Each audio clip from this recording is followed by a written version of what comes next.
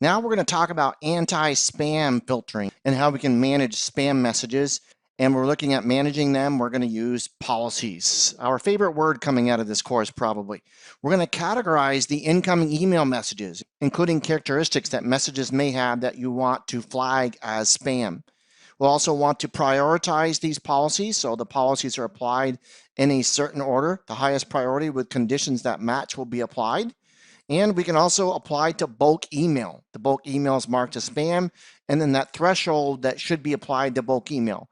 1 is almost all bulk email treated as spam. 9, almost all bulk email is delivered. So that's the range between 1 and 9. If it's 1, it's going to be spam, and whatever you set up for spam filtering is going to take place. If it's 9, then all the bulk email will be delivered. And by the way, your default for that is 7.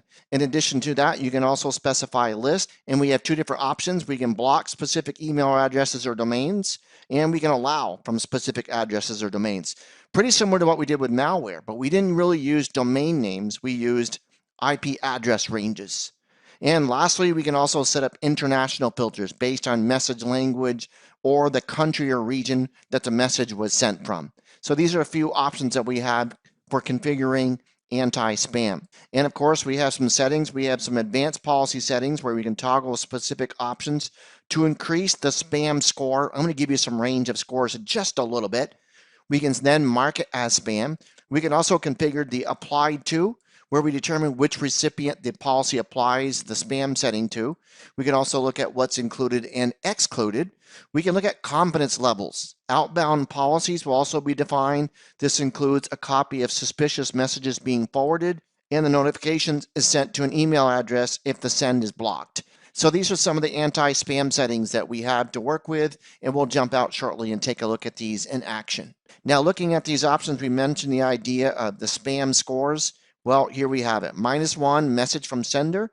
Recipient or IP address is in the trusted list. We're going to go ahead and deliver that.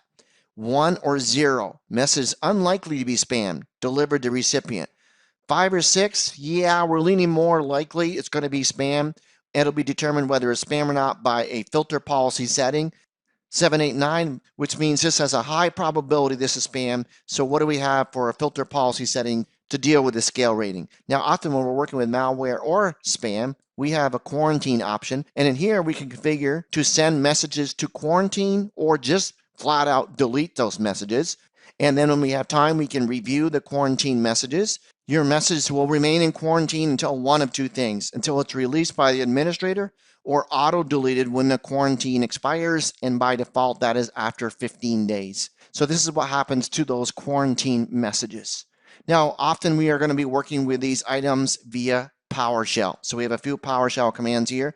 First off, verb-malware filter policy. Verb means we have several different flavors. We have get, set, new, or removed. We also have a malware filter rule where we also have a verb, so it's new, set, enable, or disable. We have a filter policy. We have get or set when we're working with these specific to malware.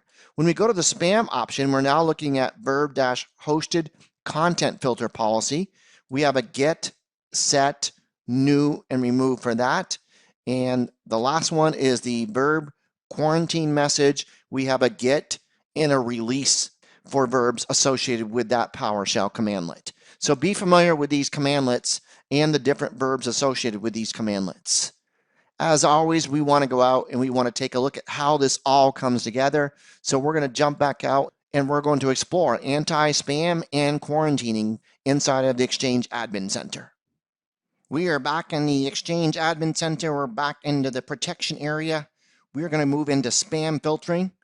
And similar to the malware filter, we have a default spam filter. If I double click on that, notice that we have several different options. And we're going to go through all these as I create a new one. So I'm not going to go through all these here with you. But notice we have general, spam and bulk actions, block list versus allow list based on sender and domain, international spam based on language, and then some advanced options where we can choose links for remote sites and URLs and port numbers and all that cool stuff. Can get very, very granular with these configurations. Notice this is a lowest priority. Remember, we talked about having priorities. And also notice over here, the threshold by default is 7.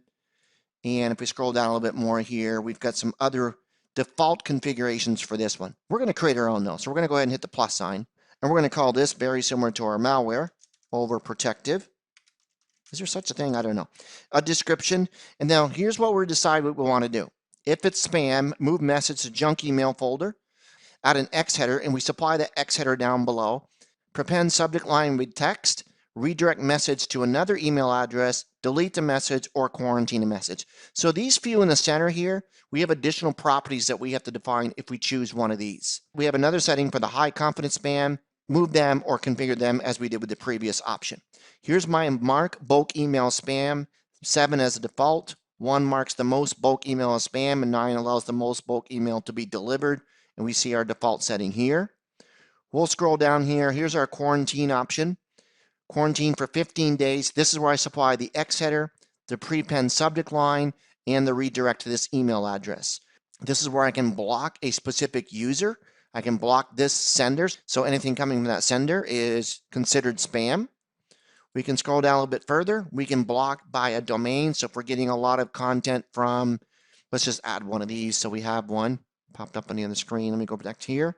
So we'll just say Contoso, and then we'll say, well, we'll use the 2 they have here. So we can separate them with a semicolon. So anything coming from them, they're spam. So then we'll continue it on down. Here's the allow list. So even if it looks like spam coming from this sender, it's okay. Or if it looks like spam coming from this domain, it's okay.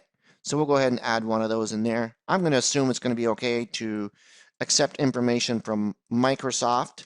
So we'll go ahead and add that domain. And we'll go ahead and do an OK. International spam, filter email messages when written in the following languages. And I can go ahead and choose the language. I'll hit a plus sign here. It will say if it comes in from Czechoslovakia. We'll add that one and we'll go ahead and do OK. And then we can filter email messages sent from the following countries or regions. So this is language, this is country or region.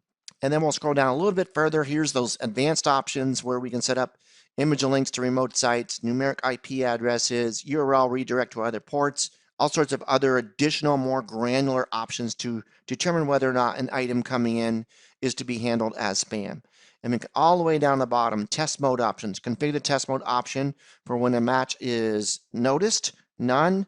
Add the default test X header text or send a BCC message.